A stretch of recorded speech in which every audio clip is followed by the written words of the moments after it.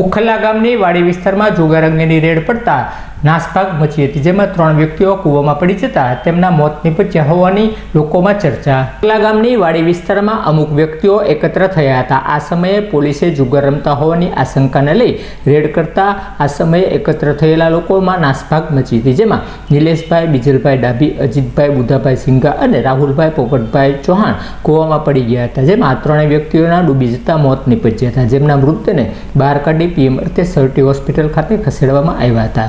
પોલીસે દોડી આવી જરૂરી કાર્યવાહી હાથ ધરી હતી। આ દરમિયાન મીડિયા દ્વારા પોલીસને પૂછપરછ કરવામાં આવતા પોલીસે રેડ નહીં કરી હોવાનું મીડિયાને જણાવ્યું હતું, જ્યારે મૃતકના પરિજનોએ પોલીસે જુગાર અંગેની રેડ કરી હોવાનું જણાવતા સમગ્ર બનાવ અંગે લોકોમાં ચર્ચાએ જોર પકડ્યું હતું।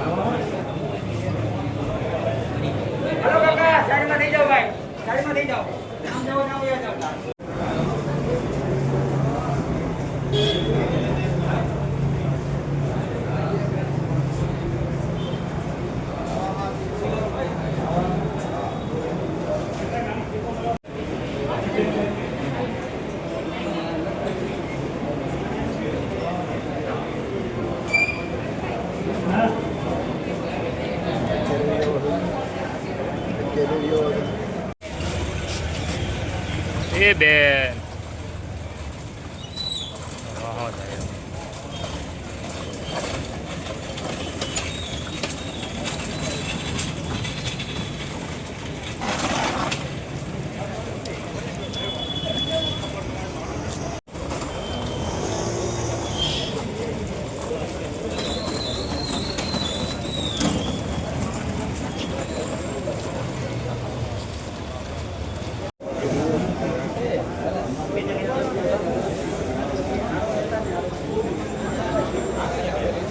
દાદા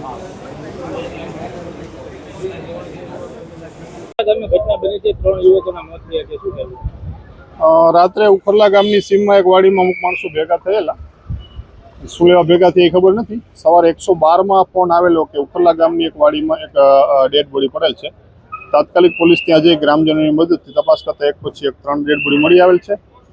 તેઓને અત્યારે સરટી હોસ્પિટલ ભાવનગર ખાતે ખસેડે છે। ઇન્ક્વેસ્ટ ભરવાની કામગીરી શરૂ છે। વધુ તપાસ કરી આપણે જણાવવામાં આવશે। સર, પરિવારજનો આક્ષેપ કરી રહ્યા છે કે જુગાર રમતા હતા ને એ દરમિયાન પોલીસની રેડ પડી છે ને પોલીસથી ભાગવા જતા હતા ને એ દરમિયાન ગોવામાં પડી ગયા છે। ના, એવું કોઈ અમારા પોલીસ ડિપાર્ટમેન્ટના ધ્યાનમાં નથી કોઈ રેડ અલગ અલગ વિસ્તારમાં રહેતા લોકો ત્યાં ઉખલા ગામમાં શું કામ ભેગા થયા હતા? કઈ કહી શકાય નહીં શું લેવા ગયા હોય। પરિવારજનોનું કેવું એવું છે કે જુગાર રમતા હતા ને પોલીસ આવી એ બાબતે દોડવા જતા પડી ગયા। અમારા ધ્યાનમાં કોઈ બાબત નથી કે પોલીસ આવી હતી કે કોણ આવ્યું હતું, બરોબર? સર, પોલીસની શું કાર્યવાહી? અમે તપાસ કરશું। એ તો સવારે જે જુગાર રમવા ગયા હતા ને પડી ગઈ આપણે ઘટના છે જ એમાં એ પોલીસ ના પાડે છે કે એવું કઈ છે જ નહીં? એવું છે હોય તો જ તે ભાગે ને, નકર કોઈ એમના માણસ તો ભાગે નહીં। બનાવ કઈ જગ્યાએ બનાવ આપણે ઉખલા વાડી વિસ્તારમાં। કોના દ્વારા રેડ કરવામાં આવી હતી? એમ તો એ કઈ ખ્યાલ નથી, પણ રેડ પડી હોય તો જ માણસ ભાગે ને, આમ નામ તો કઈ ભાગે નહીં। કેટલા લોકો ત્યાં જુગાર રમતા હતા? એ તો કહે શકતા। ઓલા અજીતભાઈ મારા ભાઈ હતા, બરાબર। તો એ સવારમાં મારામાં ફોન આવ્યો મારી બેનનો, બરાબર। એ કે ભાઈ હજુ આવ્યા નથી કે ઘરે, તું તપાસ કર, બરાબર। એટલે મેં મારા કાકાને ત્યાં ઉખલા ફોન કર્યો, બરાબર। આવું છે ત્યાં જુગાર ચાલુ હતો અને પોલીસવાળા રેડ પાડવા આવ્યા છે એવી વાત મળી હતી, બરાબર। એમાં એ કે 3 જણા અંદર ખાબક્યા છે, હવે ભાઈ છે કે નહીં તમે જોઈ આવો। બરાબર. એટલે મારા કાકા ત્યાં જોવાઈ ગયા, એટલે પહેલા 2 જણ નીકળ્યા, એટલે કે એમાં નથી, તો હજુ તમે તપાસ કરો. એટલે પછી તપાસ કરી એટલે મારો ભાઈ નીકળ્યો, બરાબર. એટલે આમનો ફોન આવ્યો મારા કાકાનો કે આ ભાઈ છે. એટલે પછી હું ગયો ત્યાં સામે, એટલે મને કે તું તો ત્યાં ન આવતો એ કે, બરાબર.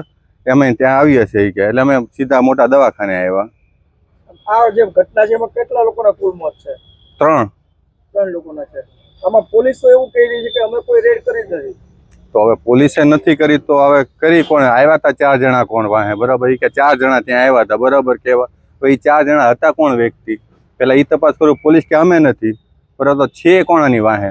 એ પોલીસ ડ્રેસમાં હતા કે સાડા ડ્રેસમાં હતા? હા, એ આપણને તો ખબર નથી. હવે ત્યાં આપણે તો ગયા નતા ત્યાં, બરાબર. ત્યાં ના એવો કે છે કે પોલીસ વાળા આવ્યા હતા, બરાબર.